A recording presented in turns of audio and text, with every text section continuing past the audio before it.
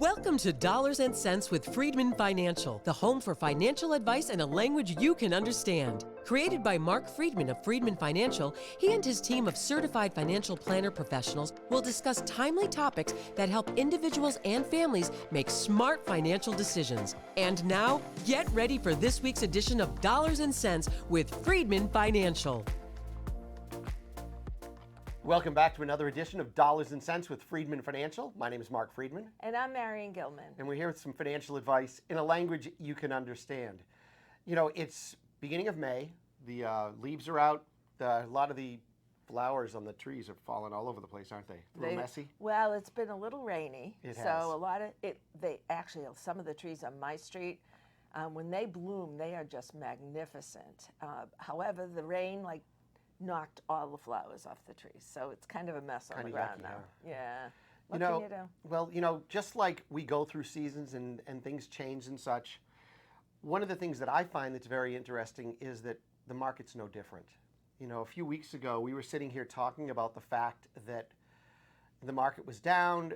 Trump had initiated some of these tariffs, which caused the stock market to drop quite a bit. Right. And people were a little nervous because the stock market had dropped some 10, 15% or so, and there was some anxiousness. Well, isn't it interesting how everyone said this? Once again, we get calls, but Mark, this time it's not different. This time it's very different. It's because of Donald Trump, or because of the presidency, or because of. It could be anything. Right. And once again, here we are, just 3 weeks later, and it's just a yawn. It's back to where, essentially April was a flat month, even though within the month it was incredibly volatile, the market. But it ended up almost flat. So, it almost, if you looked at day one and day 30, not much change. Yeah, remember, from January to about middle of March or so, the market just went up. And then it went down and up and down and up and down and up and down. And here we are back to pretty much where we started the year. So we're in March. We're in May right now. Yeah. It's early. I think there's far better things on the horizon than what people were thinking about just even 4 to 6 weeks ago. And we understand that there are a lot of people that don't like the policies that are in place right now, and that's always the case. I think with any elected official, or officials, you think about, well, some of their policies you really agree with, others you really don't agree with. But the one thing we always look at is that the U.S. has been very, very resilient. And I know there's a lot of people when every event occurs and the market tanks or goes down significantly. Hate the word tanks. Tanks means, to me, zero. But yeah, but we're not going there, are we? Yeah, no, we're not. No, we're not. And you know what? And that's the one thing I always tell people, because we will get questions that say, what would have to happen for me to lose all of my money? And what would have to happen for somebody to lose all of their money, realistically, that is invested with our office? Well, yeah, if you were invested, if you just had your money sitting on the kitchen table and the house caught fire, you'd lose all your money, right? This is true. Right? Yeah, so you have to put everything into context, right? Yeah, right. So if you were an investor, let's say you have $1 million in your 401k plan, right. What would have to happen for your 401k to go to zero? Zero.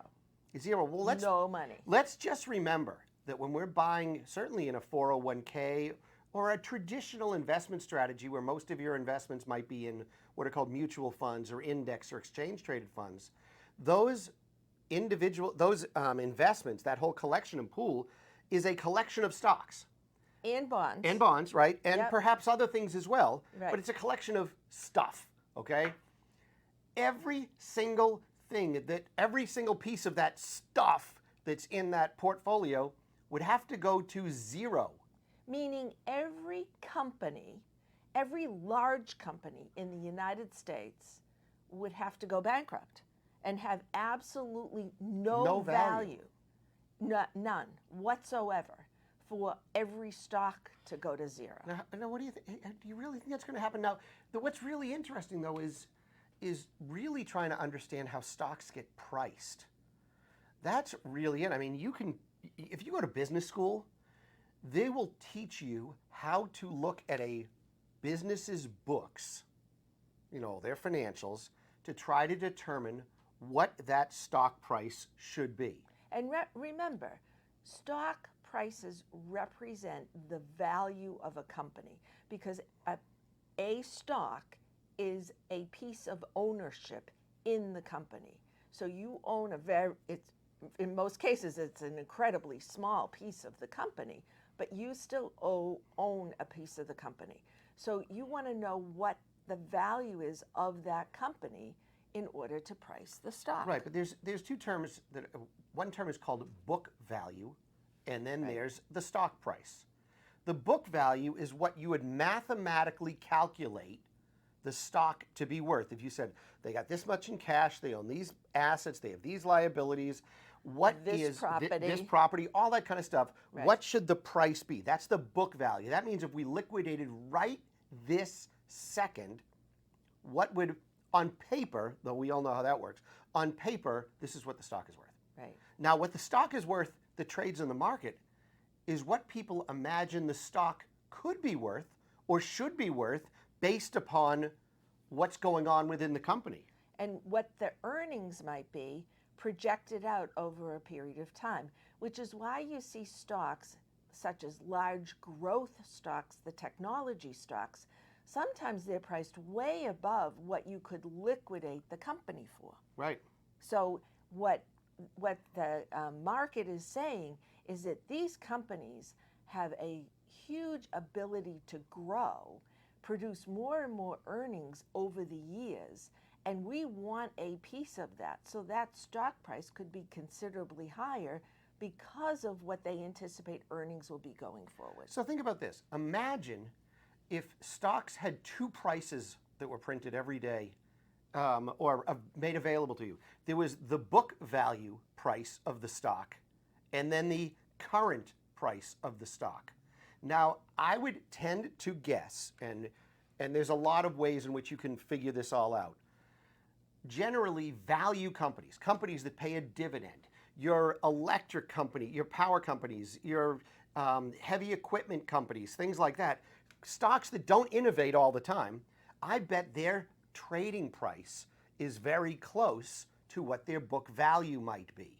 Because the growth is not anticipated to be as robust going forward as a growth company. These are more stable companies. They're paying you income along the way. But we always hear about these companies, you call them startups, right? Yeah. And we hear about all of these people in the community, their kids are going to work for a startup and they've been given shares in the company and all this sounds great and everybody has a wonderful story. Well, we all know that very few of those actually come to fruition. But the book value of those startup companies could be basically zero or even negative. If they have more debt than what they own. Yet there could be a stock price that says it's worth something. Right. I mean, it blows me away the number of technology companies that are out there that have crazy stock prices, yet if you were to go and look at the financials, they're worth nothing. They're all based on hope. Right. And as we've said to our clients time and time and time and time again, when we're building a financial plan for you, hope cannot be your strategy. Right. Hope can be a tiny little piece of your strategy, but hope should not be the strategy. It can't be the core strategy because if not that's if you want to live. I hope I'll get a better job. Right. I hope I can save more money. I hope my 401k does better than it did last year. What can you do to contribute to that? And that's something that we talk about all the time, Marion, That's right. is the difference of focusing on what you can control versus what you can't control. And you can't control the growth of a company. One never, unless you work in that company and you have a leading position, then you can, help out in contributing. You contribute to it. I don't know if you can control it. You can't control it. But if you can control the movement of a stock price, you can't say anything because sharing that information would be insider trading. That's right. And you can't trade on the information either. You can't. That's not allowed either. You yourself can't trade. And so when we're trying to build portfolios for our clients, it's a reason why we stay away from buying individual stocks because stocks can move very, very irrationally. Look, a stock could come out to say we had great earnings today, but then the stock drops. Why? For some unforeseen reason. We've seen stocks go up and down. Look, there were crazy stocks. What was it, GameStop for a while? Oh, yeah. And Avis or Hertz or one of those companies. They were just making up values. People just pushing these values because it potentially could do this. Folks, we're not playing that game. When you work with Freedman Financial, we take this very seriously. We know this is money that you need to live off for the rest of your life. Because at some point, the paycheck's going to stop. That's right. And you need to support yourself with other sources. And perhaps you'll get Social Security and pension. And folks, we can do another show on this, but Social Security is not going away. Don't plan on the fact that we run into people that say, oh, well, I don't want to count my Social Security because I don't think it's going to be there. It's going to be there. Social Security is going to be there. If you're 20 or 30 years old, it might look a little different. Yes. But if you're within 15 years of Social Security, I believe, I can't guarantee anything, but I believe you can feel very comfortable that your Social Security is coming to you when you expect it to come to you. But, so there's Social Security that's coming. Maybe you get a pension. Yeah. Maybe you'll work part-time because these days, this isn't the Love Boat anymore where at 65 you just go on a cruise, you throw the lays out, they give you a gold watch, and then you go home, sit on the front porch, sip lemonade, sew an Afghan, and then die. I mean, look, at 65 years old, people are vibrant. They're getting out there. That's we have right. clients working in their 70s and 75, 80 years old, so you might have some income, Yeah. but the rest of it has to come from your collective assets. That's exactly right. And, you know, that's the place where you have to say, okay, maybe you can take a gamble on some of these small stocks, but that's with your play money. That's not with the money you're depending on to live and support you for the rest of your life and supplement your Social Security or pension. Yeah, and you know, I oftentimes find that it's important in financial planning to understand what it is that you need to support your life before you decide how you want to invest your money. Because Absolutely. there's sometimes not a necessity to take unnecessary risk if the number one goal is to make sure that you have enough money to support what you need. And we That's right. oftentimes find clients that they've already hit a critical point in their life where they have enough money. We can prove to them that the way they're invested and the way their assets and income are is enough. Yet sometimes they want to take more risk. And you know, that's fine because they do have enough money to take that risk. On the other hand, if they don't want to take any risk, they might also have enough money not to take any risk whatsoever. And you can take the risk right off the table. That's right.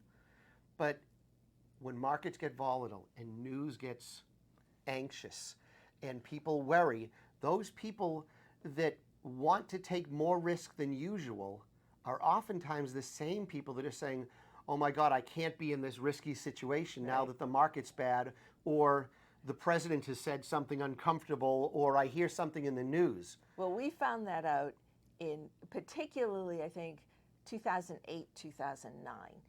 At that time frame, I mean, before that, if you recall, we had a tech boom, and we had, I mean, the market was going up from 2002 to 2007. The market did fantastically well, and everybody, maybe not everybody, but the majority of people were very willing to take risk so that they could get those kind of returns. Well, guess what?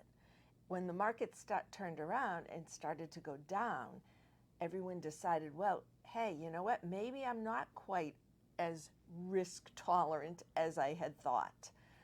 And so that's a difficult thing to happen when you're in the midst of a down market. You need to understand that about yourself prior to going into a down market. And fast forward to now. Over the past 2023, 2024, we've heard this term, the Magnificent Seven. Those 7 stocks that did extraordinarily well. Right. And people were looking at their CDs and they're saying, well, I'm only getting 4% on my CD. Why don't I cash it out and buy Tesla or buy NVIDIA or buy one of these things?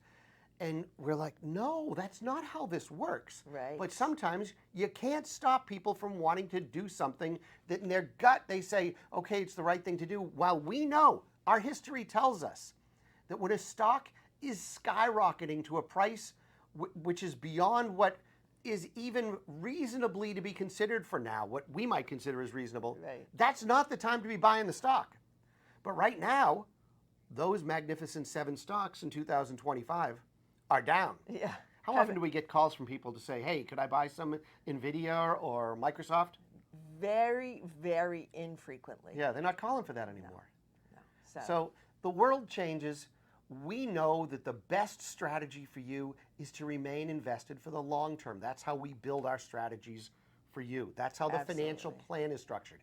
It's not based on speculation. It's not based on the news cycle. It's based on what you need to support your life over the long term. And that's what we call financial advice in a language you can understand. If now's the time for you to get serious about your financial planning and or investment management needs, give our office a call. 978-531-8108. That's 978-531-8108. Or visit us on that thing called the World Wide Web. FreedmanFinancial.com. That's Freedman. 2 E's and a D. Financial.com. Go to the bottom of any page. Put in your name, your email address, and you can get our free weekly newsletter. It lands in your inbox every Friday, 10:30 in the morning. But if you want to learn more information about us, about how we work, the clients we serve, how to get started, how to schedule an initial consultation, you can find all that information on our website. Or, of course, you can give us a call as well. That's going to do it for us today. Have a wonderful week, everybody. We'll be back again with more financial advice in a language you can understand. Bye-bye.